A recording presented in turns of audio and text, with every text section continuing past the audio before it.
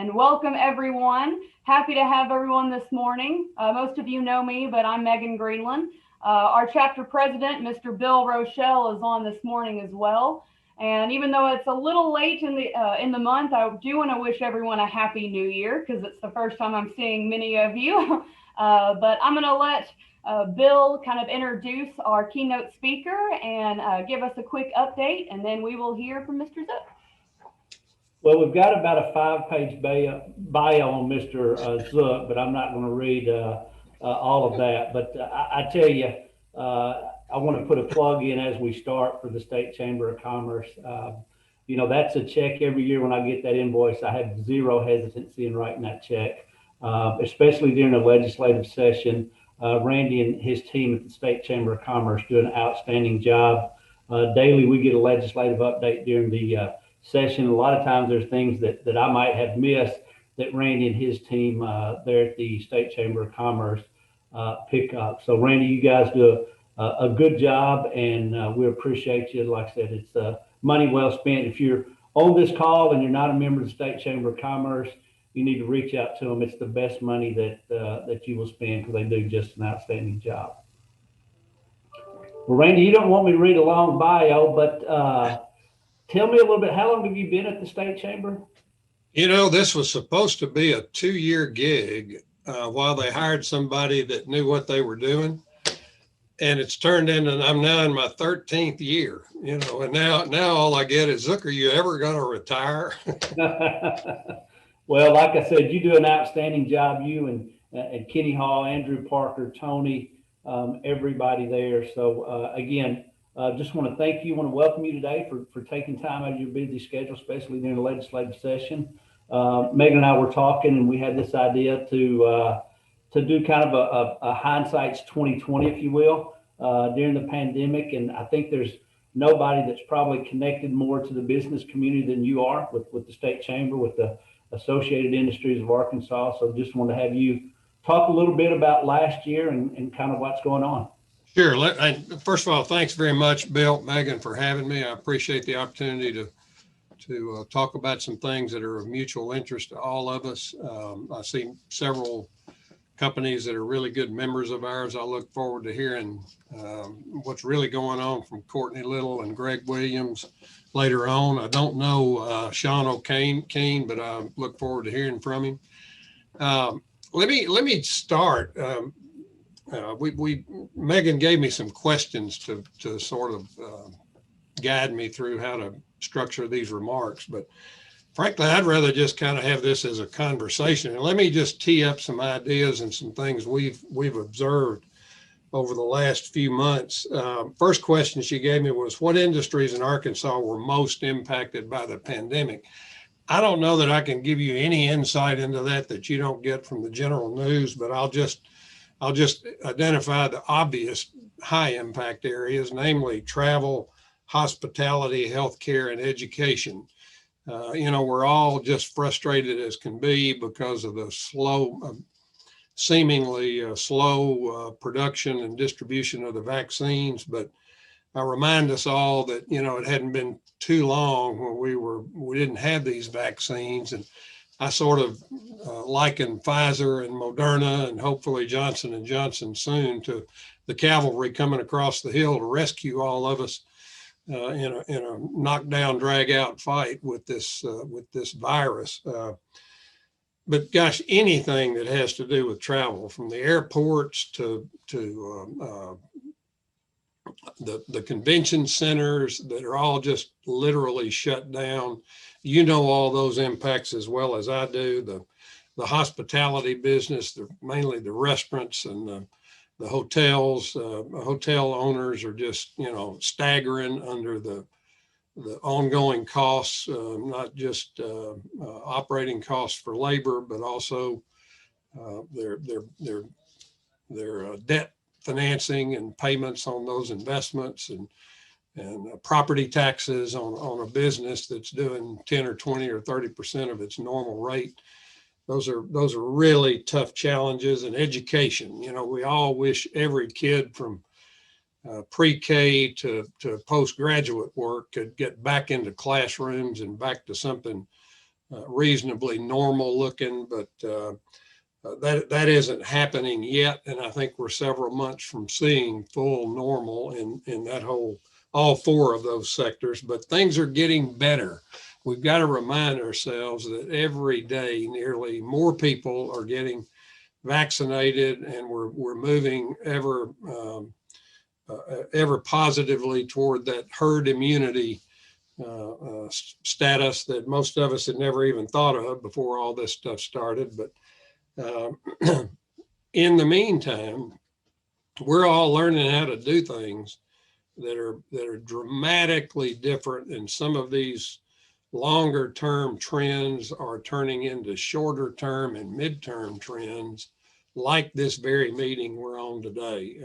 The days of, I was telling Megan before everybody got on, I was supposed to go to Magnolia tomorrow and speak to their Rotary Club, and frankly, I was kind of tuned up about it because it was going to be a chance to actually see some people and see what's going on between here in Magnolia and the doing, and visit with some other members down there. And I got a call this morning. They've had a little COVID outbreak, so they've switched it to a Zoom meeting. So it'll be another one of these. Now, you know, the good news there is it's going to save me about 3 hours of road time and the cost associated with travel.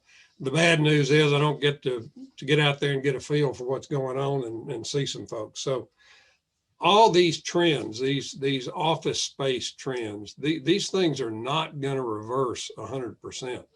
We're going to change the way we work. Many of us who can work in an office at a desk or whatever are going to see work at home become normal, 20 to 30 to 40% of the work week. That's just going to be routine. The whole idea of big conventions and big meetings, I'm not sure we might be a year or two yet from getting back to that. I feel for the folks that run things like the Hot Springs Convention and Visitors Bureau and the Little Rock State House. We had our annual meeting back in November and had a combination in person and Zoom. We had about 70 people who were willing to come to the State House, socially distanced, masks, no meal served, and then about 300 people that were on the Zoom aspect of it. And the State House told me that was the first event they had hosted since March. So March to November, not a dollar's worth of income. March to November, all that staff unemployed and sitting on the sidelines. So the good news, though, there are some sectors of the economy that have actually thrived. Look at the manufacturing companies. I don't know of a single manufacturer that is not oversold and fully booked. Now, I'm sure there are some, but for the most part, the steel mills, the paper mills, the poultry processors, all the food processing industry, all those major employers are just in full tilt. Construction, a lot of it, depending on the type of construction, as you all know, has done relatively well. You don't have much exposure if you're working on a job site outside. The chances of transmission and infection are greatly reduced in those settings. And then the other area, transportation, the trucking guys are all booked and busy and moving stuff all over the country. You don't have to spend more than a few minutes driving out to the port to see the new Pentagon that's under construction out there, and goes under the name of the Amazon distribution center. But that thing is mind-boggling. I think it's like 3.3 million square feet. I wish an Arkansas general contractor had gotten the job, Greg. But a lot of people working out there, I can tell you that. I'm just, every time I go by it, I'm challenged to imagine the number of trucks every day that it's going to take to fill that thing up and empty it about every 10 or 12 days as they turn that inventory. It's going to be pretty incredible. So that's kind of an overview of what I see across I've got some breaking news for you in the next sector if y'all want to tee that up, either Bill or Megan, either one. Well, thanks for a great start. I know we're all embracing all types of change and rolling with it. But I know as Bill and I are just very thankful that most of our members have been able to continue doing plenty of work, if not more work. So we're very thankful that construction industry is essential. Moving into the next bullet point here, what will be the impact on the state of Arkansas's unemployment compensation fund due to the high number of filers due to COVID-19? It's a pretty loaded question. All right, let me give you some background first. In 08, or I guess at the end of 07, the Unemployment Insurance Trust Fund, which you all pay into, every employer in the state, about 66,000 of you pay into that fund to provide benefits when people are laid off due to no fault of their own. In the end of 07, there was $360 million in it. I mean, 250 million, excuse me. That was the highest balance it had ever had. About 18 months later, we owed the federal government $360 million that we'd had to borrow to maintain our benefits level through the financial panic of 08 and 09. So we came out of that, made some tweaks in the funding formulas, and I can report to you today that we have right at $800 million. That's 0.8 billion sitting in the Unemployment Insurance Trust Fund in Arkansas. It's astounding how the full employment rate for those, for that 18 or 24 months leading into this pandemic just fill the coffers. Now, all of the extended benefits and additional benefits that have caused many of you so many problems where people were getting paid more to stay at home and watch Jerry Springer than they were getting paid to come to work. All of those benefits have been funded by our grandchildren. We've, through COVID relief money and extended debt at the federal level to pay for that. I don't argue any of the righteousness of it. I do argue the dollar value, the weekly payment, the added benefit when you're throwing another, for a good while there, $600 a week on top of your unemployment benefit. Now we're down to $300 and soon to go back to $400. I do argue the wisdom of that approach to this problem. But here's the breaking news that I've got just this morning. Frankly, I'm skeptical about it. We have just been informed through a news release from the Department of Commerce that the unemployment rate in Arkansas at the end of December of 2020 dropped 2.1 percentage points to 4.2%. We're told that 65,000, almost 66,000 more people were working at the end of December than were working at the end of November. If that's true, that means that we now have only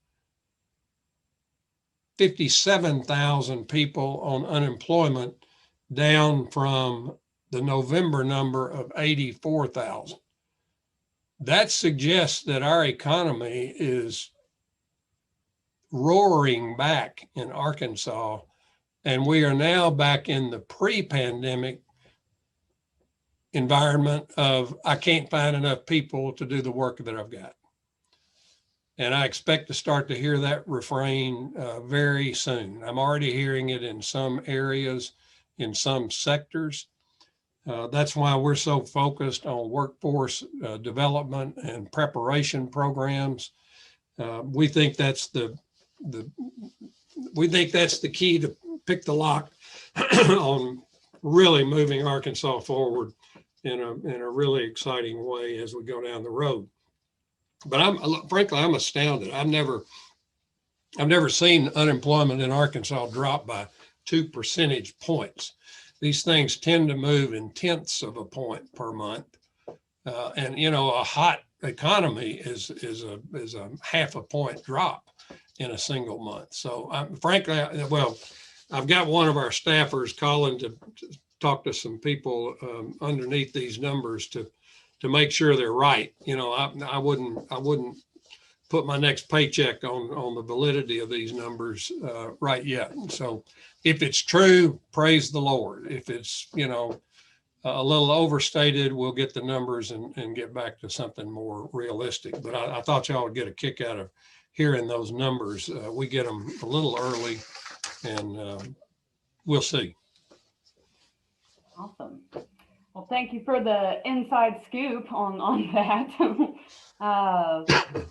And again, a reminder that the chat feature is enabled if anyone has any questions throughout. Bill and I are keeping an eye on that.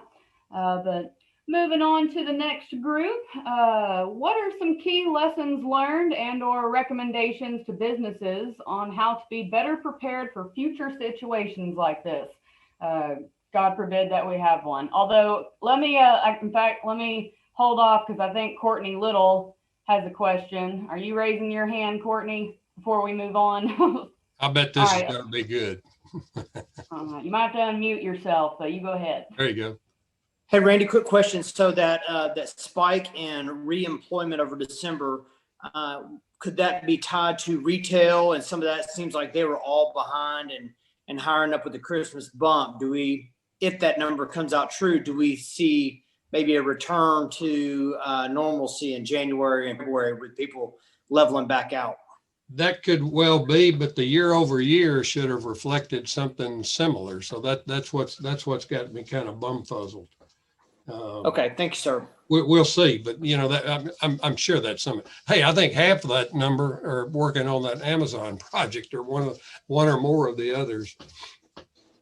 We'll see. As soon as I've got something, I'll get it to Megan and Bill, and y'all can get it disseminated to them to verify these numbers or give us something more accurate.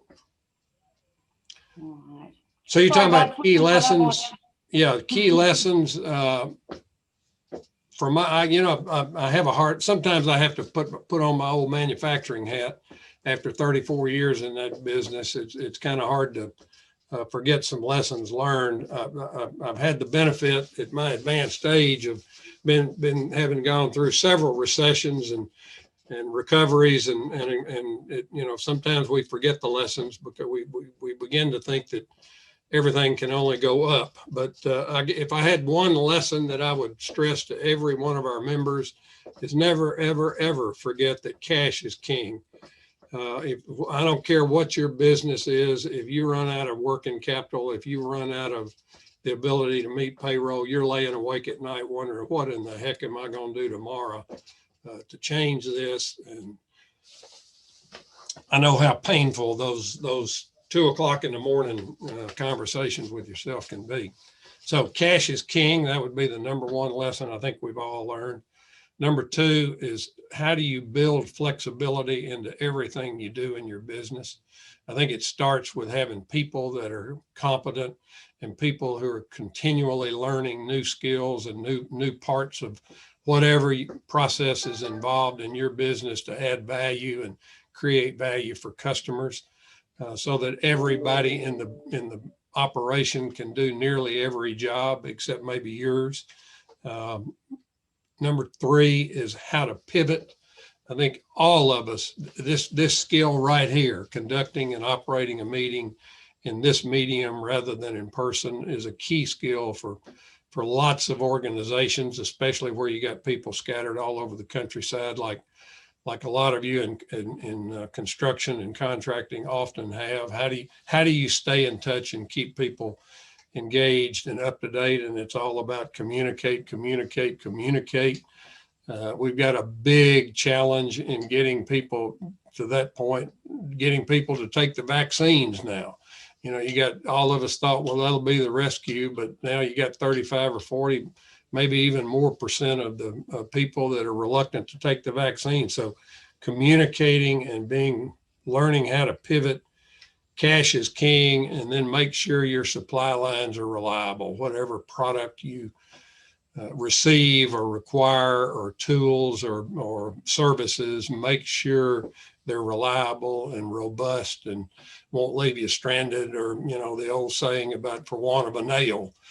That's kind of where we are with this vaccine distribution. We don't have enough syringes. We got juice to put in arms, but we don't have enough syringes that are the right kind to get to get to these distribution points. So supply lines are complicated often, but they're critical to whatever business you're operating. So for what it's worth, that would be the what I would pass along as lessons learned again. Absolutely. I just love that you use the term pivot. I was expecting Bill to send me a text or something, because we use that term all the time, that even when it's not a pandemic year, it's important to always be looking for the next best innovative thing, whether we're trying to just survive or trying to grow. So love that. That's a lesson learned there. All right, moving on to the next, or the last question here, and then we'll open it up to the floor if anyone has questions. But with the legislature in session, what pro-business agenda is the State Chamber of Commerce / AIA pursuing?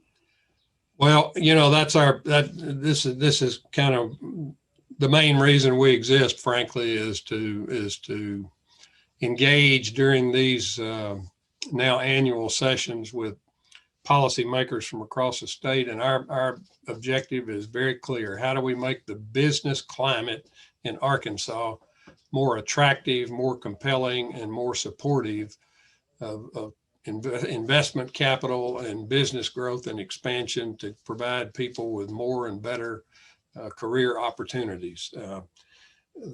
Again, here's some good news. I had a meeting with Larry Walther yesterday, the Department of Finance Administration. He reminded me that even in the pandemic, even in the midst of all this stuff, Arkansas is still throwing off right now, so far in this fiscal year, about halfway through, we now have a $300 million budget surplus.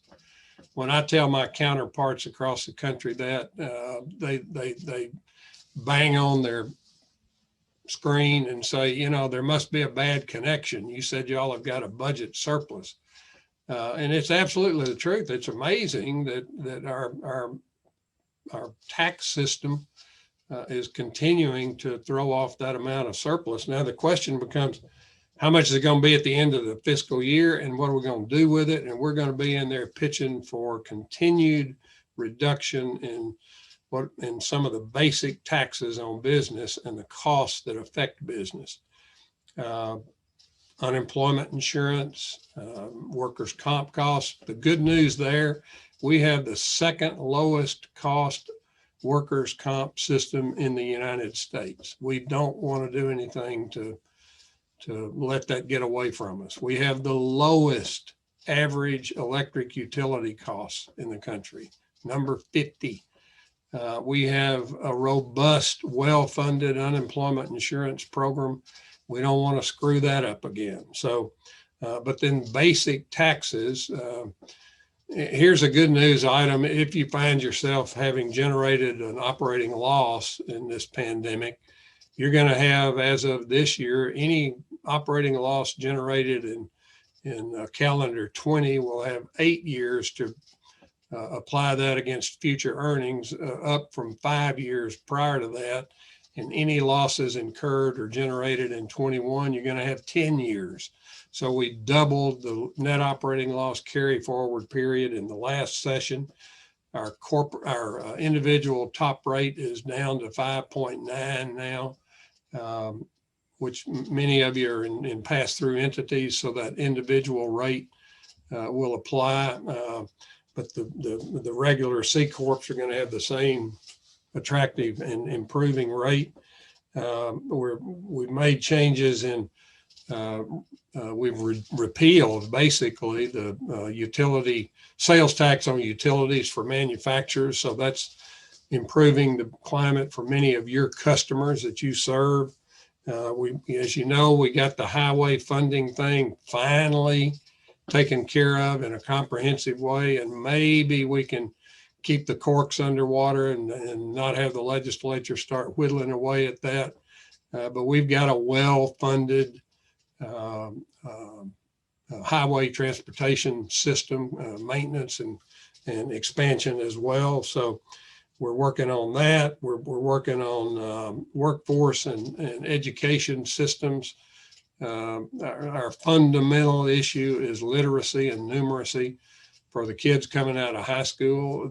The brutal, dirty little secret is we give a lot of kids a high school diploma and wish them well, not having taught them how to read at anywhere close to the level they need, or to do basic math at the level they need. It's a dirty little secret, and one that we keep trying to shine some light on to make more the school educators and administrators more accountable for results, not just inputs.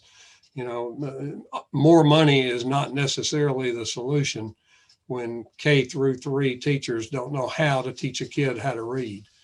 It's not more money, it's more training, more development, more education, more accountability. So, you know, that's kind of the top line stuff. You know, I'm afraid the legislature may all go to pistols at dawn if they don't start trying to treat each other a little bit better out there. But it's shocking the level of tension, the factions that have developed within a majority party on both ends of the building. So it's going to be a challenging session, made more difficult by the inability to get up there and put your arm around somebody and say, now, come on, that's a really stupid bill. We need you to vote against it. Or this is a terrific piece of legislation and you need to support it. So it's a little more challenging. We're learning new skills. I'm probably going to have dislocated thumbs from texting by the end of the session, because that's what we end up having to do so often. But end of my ranting and raving. I'm happy to take any questions or talk about any other subjects that you might find more interesting. Forgot to unmute myself. Sorry. That's also the theme of this whole year is you're on mute. You're on mute.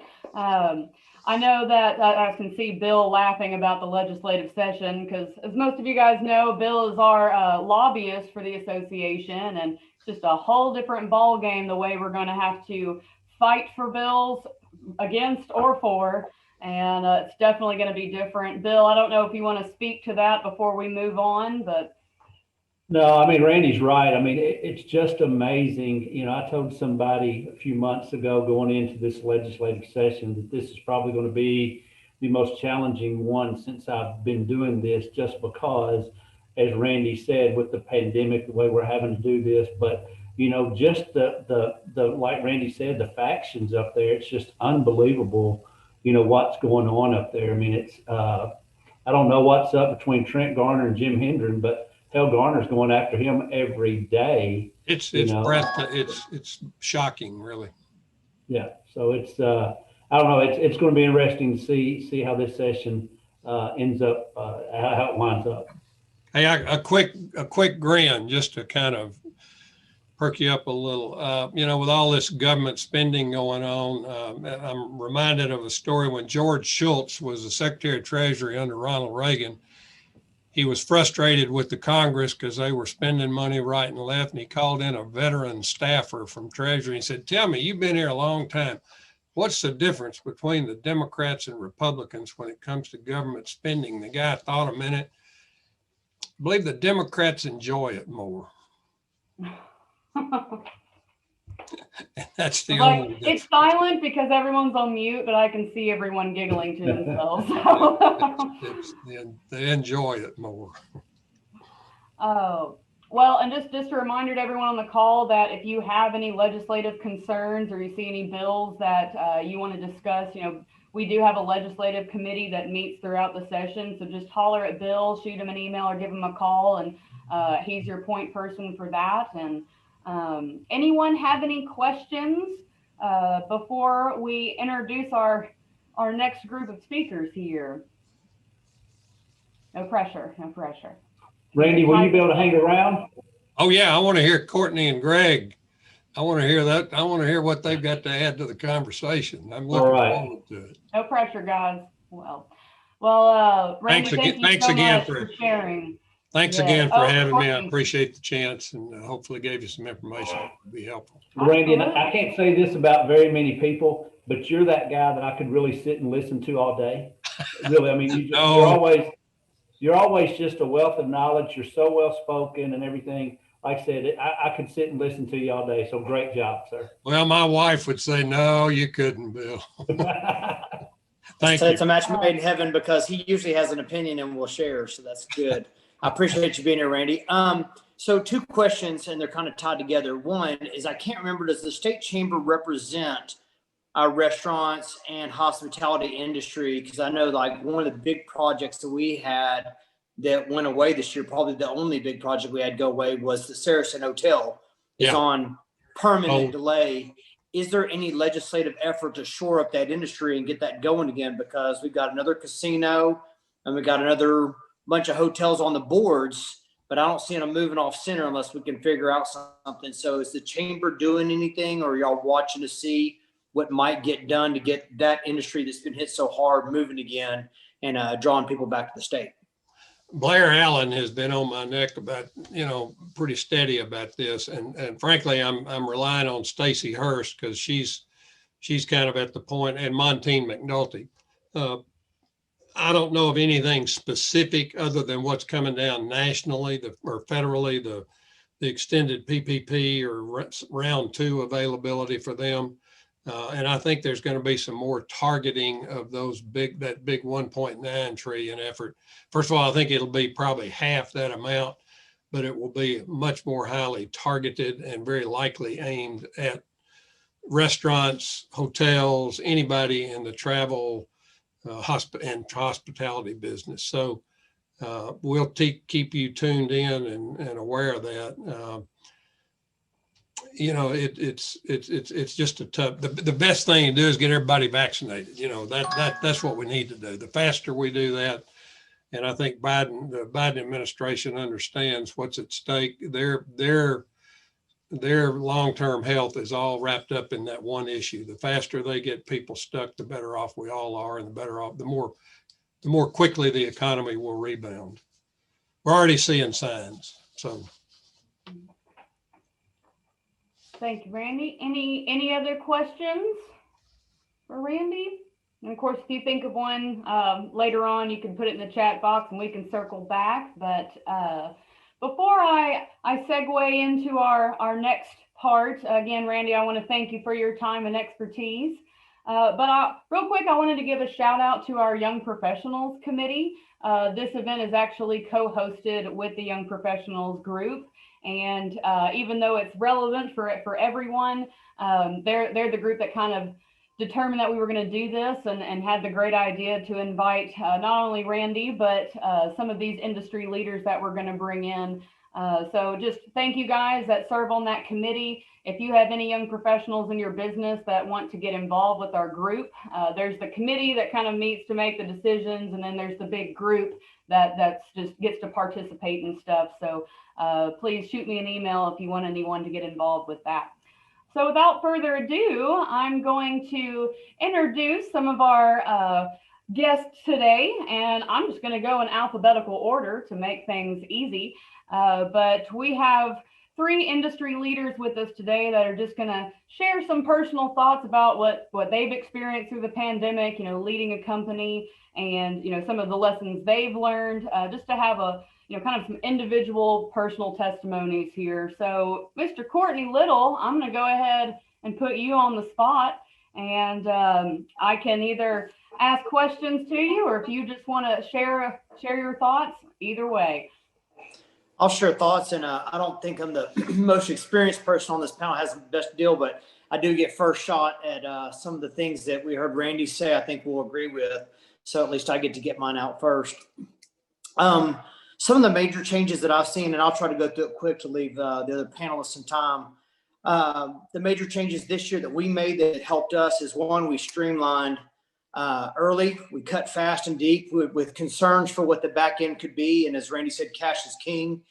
We did everything to preserve cash, and we lost some team members that we had to let go. But we just felt like for the health of our whole company, we had to make cuts fast, and it was painful. But I think our financials show that was the right decision. Didn't make it any more fun, but just as right. The work from home, where I was pleasantly surprised at how well our team has done with that. Never would have thought that people in the construction industry could work from home and do a good job and be productive. And we have, and it's not just our team, but people we work with are doing a great job too. We've added tech to our processes to do some of that. We were always resistant to buy laptops and things like that versus desk computers. And so we've made everybody more mobile, which we think long-term will provide better work-life balance. People taking care of kids, things like that, being able to participate, both parents being able to go home and take care of sick kids and do things in the future is a positive change, I think, for society. Something big for us is peer advice. I mean, we've always been big on peer groups, but this year we've really leaned in and had a lot of really very specific to this topic talks. So if anybody's not in a group, that's been a major, change, not just a change that we were in the groups, but just how we're using them to call and say, I got this really weird deal. What's going on? And we've always given probably more than we've gotten out of that, but we've leaned more on others. The things we cut some of our product line as far as doing less retail, things like that this year. And one of the things that will go with that is we're going to regrow anything that we cut is be very slow and reluctant to move back into. Some of those were a decade coming, and we finally jumped on them this year. And I think we'll be slow to move back into any of those deals. We have evaluated our procedures and we've used less of a scalpel and more of a hacksaw this year to get rid of procedures and things in our processes that are wasteful, and so that's good. And then some of our customer types and project types have changed a little bit. Some of the lessons that we've learned along the lines of those things were aligning more with strategic vendors and customers. As Randy mentioned a minute ago, is we're asking both our vendors and our customers, what do you need, so that we can identify how we can help. Not how can I help you, but what needs do you have? What's going on with you? And then we can go, hey, we could actually fix that problem. Because a lot of times we ask, how can we help? They don't know how I can help them. I don't, or if they ask for something I can't do, then I'm not the bad guy, but I'm less than helpful. So it's, what do you need? And then we're digging into places, and that's on both sides. Our supply chain is very important to us. We've got great vendors, and we've spent a lot of time investing to make sure that we're a good customer. And then we're looking at the flip side with our customers. Are we doing the best we can to make it easy, trying to be the easy button for them and help them do things? That means a lot more prefabrication. So a little bit opposite of what Randy was saying about being out on a job site is good in open air, but handling materials and having more people condensed to put things in is harder than doing it in a controlled environment where you can spread them out and then take a big piece of fabricated building, in whatever industry that is, and then two people in a piece of machinery are maybe a little more separated and more productive than the way we've done it in the past. We found that more people isn't better. Like I said, we had a big run last year and a big year. We overhired, probably throwing people at problems. And so this year we look at problems and solutions first, and then people last on how to fix the problem. So adding people is the last solution to any of our triage. And like I said, less profitable portions, we found that drain not just cash, and cash is king, but also energy. If you spend a lot of time chasing putting out the same fires, at some point you go, somebody put down the lighter and the gas logs. I mean, we're doing the same thing. It's just waste energy you can put towards being productive. And that's been a good lesson for us. One of the big things I think for all of us is I've always been a kind of a Pollyanna and an optimist, but I think that we have proved as an industry and as a humanity that we're more survivors than we give ourselves credit for. We've pivoted, done the things, do all the stuff and all that. And that we're a lot more innovative than we thought we could be. Everybody said, I can't change, I won't change, I don't want to do this.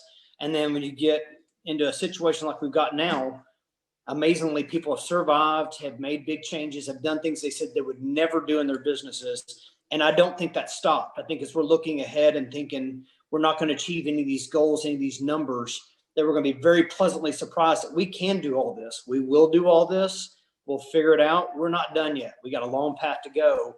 But I also think we're not done yet with the energy and the will to be humanity. We're going to keep growing. So I feel very good about who we work around and with. And I feel good about the people just humanity in general. We're terrible in some ways, but we're better in some ways than we give ourselves credit for. And then last but not least, I'll give my future outlook of what would I do different. Something we've always talked about having as a plan A, B, and C. That's kind of the uptick, the plateau stuff, the downtick, and then what does it look like if we go. We've always planned to do it, and we still don't have it in place. But before this next round of things, we plan to be able to just pull out a plan B folder and go, the indicators are here. We make these changes and do that, so we're not doing it on the fly while we're on fire and trying to put things out. We'll have that plan ready to go. We're going to be more conservative financially going forward.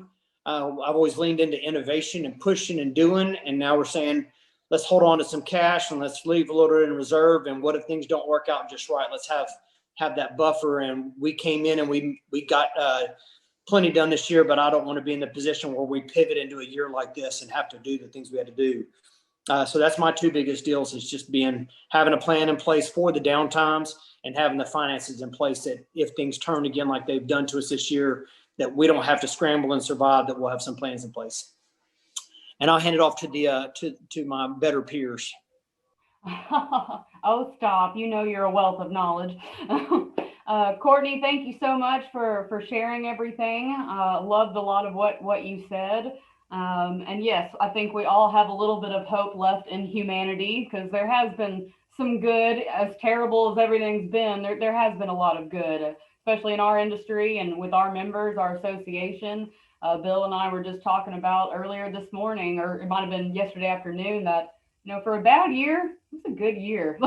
So all hope is not lost, and it's just a matter of how you approach the situation. And I hate to use the cliche, find the silver lining, but that's what we've got to do in times like this, is find that silver lining and keep making it grow. So thank you for your input. Any questions for Courtney before we go on to the next? Use that Outlook notification. All right. Well, Mr. Sean O'Keen with Garrett Excavating, I'm going to let you take the floor, sir. All right. Well, good morning. Good morning. What major changes did we make? I think a lot of what Courtney said, we did the same. We took a lot of innovative approaches to an investment in technology. One of the big things for us that we saw was the need to eliminate paper. And I know that sounds crazy, but I don't think we realized how much paper we floated around in our office. We put a tremendous amount of technology in place to overcome that. We made efforts to keep the same teams together, reduce face-to-face meetings. But one of the things that we did out of the gate, and Courtney just alluded to this, but we are very disciplined with a strategic focus. And so immediately out of the gate, we implemented what we called a V, a U, and an L strategy. V was a short-term impact, U was a mid-range impact, and L was a long-term impact. And really developed a strategic plan to see ourselves through the pandemic. Fortunately for us, it was really more of a V impact. And so we were able to implement that strategy and move forward aggressively. Major lessons that we learned really is, I guess more than anything, was don't overreact, but also don't underreact to the pandemic. Extreme movements within a company create a lot of pain. But we also, in the same light, needed to remain aggressive and focused and innovative. We made every effort to protect our talent. And so in that, we initially, in our strategy, was prepared to sacrifice some financially to protect our people. Fortunately for us, our business remained strong throughout the course of 2020. Also, we've always emphasized this, but it became as important as ever, that we remained in a strong company position. You heard Randy say cash is king. That really became a focus for us of not being over leveraged and also moving forward into 2020, that we had clear strategy of, if necessary, moving into a trough management position. As Courtney said, it was pretty amazing to me that we achieved a lot of success working remotely. I would have told you on the front end that that would have been an absolute train wreck for us, but it wasn't. We succeeded. We invested in technology so that we could work remotely, so that we could have Zoom meetings, etc. And then also we focused on the true elimination of waste within our organization. And as Courtney said, we attacked it very aggressively. And truthfully, probably a pro to this whole situation is it forced us as an organization to attack it, because we had to work remotely. We had to eliminate that waste, and things that, so common. We've been in business since 1950. And what's very common in our business, in any long-term business, is that you're doing things just because you've always done it. And so it really forced us to make those changes. What would we do if we were faced with another pandemic? My favorite quote is, "In times of change, learners will inherit the earth while the knowers are beautifully equipped to no longer exist." And I've said that to our team over and over and over this year. In times of change, learners will inherit the earth while the knowers are beautifully equipped to no longer exist. And it's situations like this that redefine the rules of the game for us as organizations. And those that adapt will win. And so our three primary focuses and we would probably be more aggressive with this if we were hit with another pandemic, is to adapt quickly, to have a very clear strategy, to provide clarity to our employees. One of the things that was really interesting is, as a society, I don't know that I've ever seen a society as a whole that was so scared and confused. I mean, if you look across the board of what we faced, we had a very scared society, to the point that they were willing to give up their freedoms. They were willing to give up their rights to simply have protection. And so early on in this, and this is probably where we stumbled some out of the gate, because we were just working so fiercely on having a strategy to overcome it as a company, that we didn't provide clarity and communication to our employees as effectively as we should. And then the last is that we have got to focus on partnerships with our long-term business partners. As a team, we have got to focus on overcoming together. And as we ever face another pandemic, I think a key focus has got to be, and I think Randy would agree with this, is keep it in Arkansas and keep it with local businesses, working together to succeed. Because what happens in a pandemic is, as small businesses press down, I had an economics professor that said large businesses grow in downturns, small businesses go under. And it's because they have the resources to do the work cheaper. They can weather the storm more effectively. And we saw that in our industry this year, because they also came to Arkansas because we had a surplus, because we had a great highway program, et cetera. And it enabled them to come to the state. And unfortunately, it impacted some of our small businesses in the state of Arkansas. And lastly, I would just say that, the other key thing that I think I've learned is I have a good friend of mine that is a minister, and he has said this to me multiple times, but nothing is forever in this world, not even our problems. And we have really tried to focus on maintaining the right perspective within our organization. We pride ourselves on having a winning culture and having a culture where we care about people. And one of the things that's really been a struggle is, with all the social guidelines, with all the CDC guidelines that we've put in place, is just maintaining our culture and not allowing the pandemic to destroy who we are as an organization. And so, that'll be a real focus for us in 2021 again. as we try to navigate our way through this new world. But maintaining the right perspective for us in that while this has been a struggle, I think the thing that has been the most amazing to me is that the economy is still soared. We've had some industries that have really taken a hit. There's no question. But we as Americans have overcome, have adapted, and have figured out ways to win. And I'm probably more proud to be an American today and to be an Arkansan today than I have in the past as a result of that. So thanks, Megan. Knock us down 7 times, get up 8. Thank you, Sean. Great points. And I always love when you talk about culture, because you're someone that lives and breathes positive company culture. And I know that's something you personally deeply believe in, and I do too. And some of the problems of, that togetherness, that camaraderie, that positive attitude, ABC's, struggling with that same thing. How do we keep our members connected? How do we keep our industry connected and positive as we go through all this? So we're right there with you, even if it's on a little bit different level. But thank you so much for sharing your insight. All right, last but not least, coming down the pipeline here, Mr. Greg Williams with Nabholz. Welcome, sir.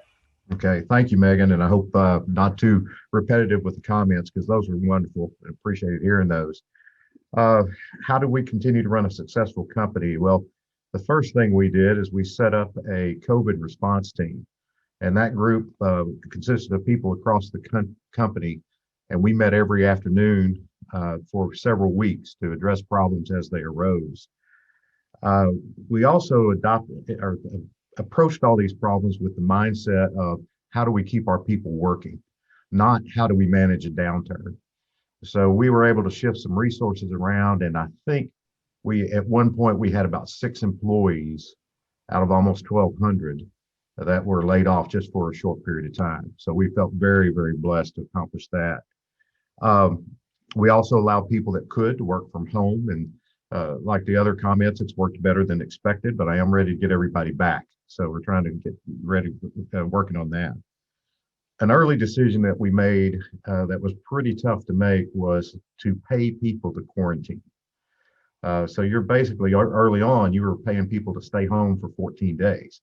But we felt like that cost, while high, was a better option than to have those people coming to work and spreading the virus through our workforce.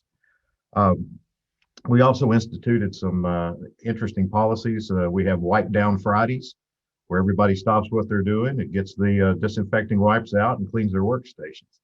We disinfected our cabs of our equipment. We did foggings if we felt like we had an outbreak, and took a lot of other steps to keep those routines standard.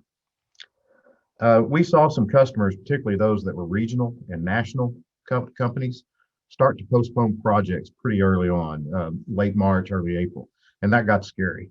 So we took the approach of reaching out to these customers and explaining, we know as a construction company, we're a disruptor to your normal routine. So while you're at partial capacity, while you've shut your plant down, let us come in now. We can come in and get our job done quicker and safer, because you don't have the same number of employees and the same risk factors of the public that you had before. And that got some of those projects going again, and that's been great. One thing we did was relied incredibly on our wellness team, and we were blessed to have them. We have a physician on our wellness team, and we decided in about this last week of March to give him a COVID phone, as what we called it. And to date, he has taken 3,689 calls from employees and families regarding COVID possible exposure or symptoms. He makes the call while on the phone, whether to send them to quarantine, whether to send them to testing or take other steps. He's decisive, he's quick, and it has been an absolute godsend. That would have just driven us crazy not having that capability. We also have for a number of years have had a downturn strategy. So we pull that out. It's a tiered approach, depending on how things get, as to how we cut, how we save money, how we conserve cash. we got that out and polished it. Fortunately, we have not had to implement those features, so we feel very, very blessed there. Lessons that we've learned: you cannot communicate too much with your employees. We used email, texting, social media, and video to stay in touch, keep them informed, and keep cautioning about the pandemic. We communicate in English and Spanish, as a growing percentage of our workforce is Hispanic. We certainly learned that we need to keep some PPE stockpiled. Early on, you couldn't get N95 mask. One of our managers got online and made some phone calls and found a source for some N95 masks.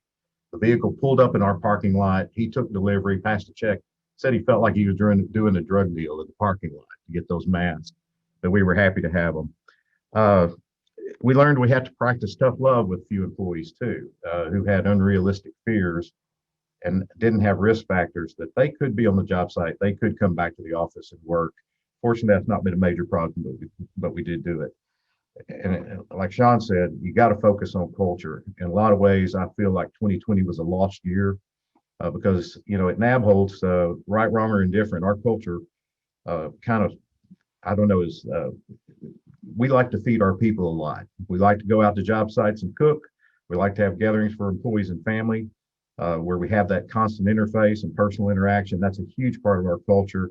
And we just weren't able to do that, but we're going to be focused on that in 2021. If we're faced with a similar situation, what would we do different? We begin communicating earlier and probably a little more often. We put a lot more emphasis on educating our employees about what they're doing away from work, not what they're doing at work. So we saw when we had outbreaks, a lot of it was based on interaction they had at nighttime and weekends, at social events, family, and that kind of thing, and they were bringing it back to us. So we need to address that better. One thing I would certainly do and encourage everyone to do is we'll pay attention to the numbers rather than the news. And Randy, I appreciate the state chamber's reports. That was very helpful, but I want to, look at the numbers, look at the outbreak, look at what's going on. And unfortunately, while this is very serious, it got sensationalized and it got politicized. And it led to employees having unrealistic fears and irrational fears about what was going to happen. So we had to address that. Unfortunately, this past weekend, Nabholz lost a team member to COVID, very unexpectedly, an individual with, as far as we know, no other compromising conditions.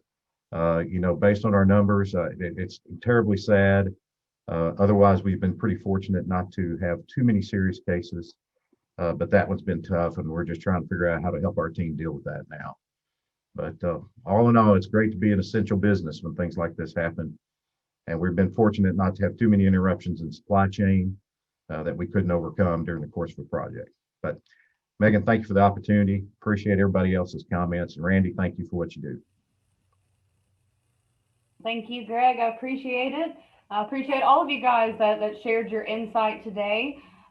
Any other questions, comments that you forgot to mention earlier that you want to throw out now? The floor is open. No pressure though. Hey, Megan, I'll just say real quick again, I want to thank Randy for being on today. I appreciate you, and also thank our three panelists, Courtney, Sean, Greg, for y'all's continued support of ABC.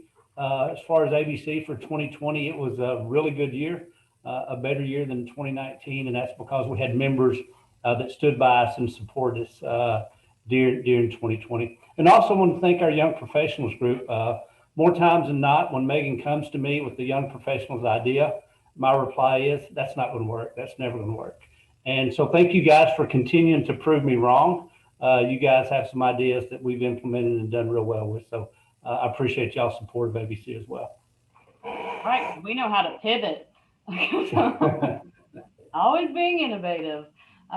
Well, any other questions? Again, it's 11 o'clock now, so I promised you guys we'd wrap up about an hour. So I appreciate you gentlemen helping me stick to my word. But any last minute comments or questions? All right. Well, thank you all so much again, everyone that's in attendance, either on Zoom or via phone. I appreciate you taking the time to listen in today. Again, we'll kind of clean up this recording and send it out to everyone and post it on our YouTube channel. But Thank you all, everyone. Be safe and have a wonderful rest of your week. And we hope to see you in person as soon as it's safe to do so. So thanks, guys, and have a great rest of your January.